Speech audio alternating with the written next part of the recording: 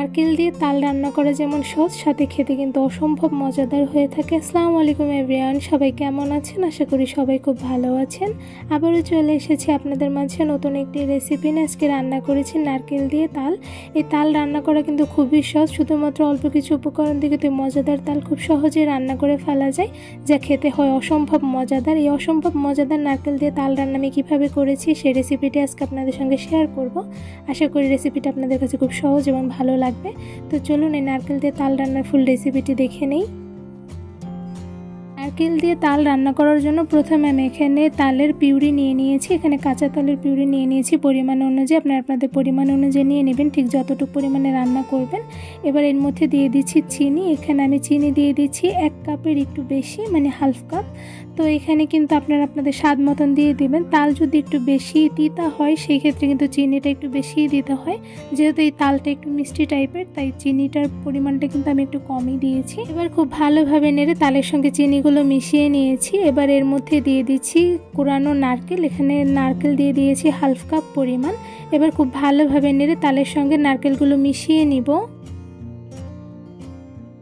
কোরানো নারকেলগুলো তালের সঙ্গে খুব ভালোভাবে নেড়ে মিশিয়ে নিয়েছি। এবার এই তালের মধ্যে দিয়ে দিচ্ছি গরুর লিকুইড দুধ। এখানে লিকুইড দুধ দিয়ে দিয়েছি 2 কাপ পরিমাণ।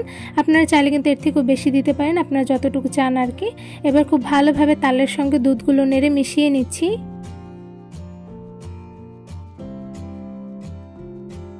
কাঁচা তাল রান্না করার সময় চুলার আঁচটা একদম মিডিয়ামে রেখে রান্না করে নিতে হবে, নয়তোবা কিন্তু নিচে লেগে যেতে পারে।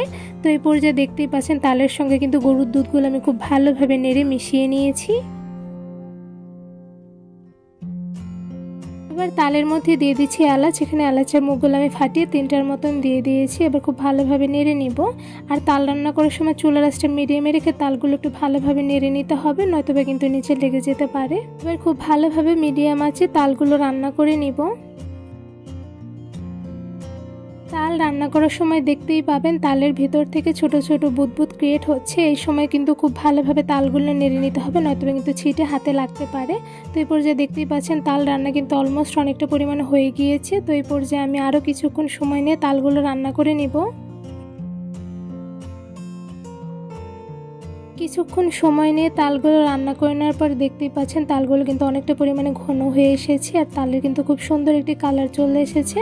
তো এই পর্যায়ে কিন্তু তালগুলো অলমোস্ট প্রায় রান্না হয়েই গিয়েছে। তো এই পর্যায়ে আমি একটু তালগুলো নেড়ে নিচ্ছি।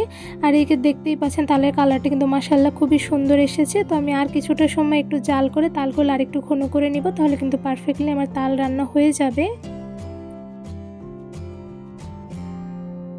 চুলার আঁচ মিডিয়ামে রেখে বেশ কিছুক্ষণ সময় নিয়ে তালগুলো রান্না করে নিয়েছি। তো এরপর যে তালগুলো একটু নেড়ে নিচ্ছি। আর এদিকে দেখতেই পাচ্ছেন তাল রান্না কিন্তু পুরোপুরি হয়ে গিয়েছে, কারণ তালগুলো কিন্তু অনেকটা পরিমাণে ঘন হয়ে এসেছে।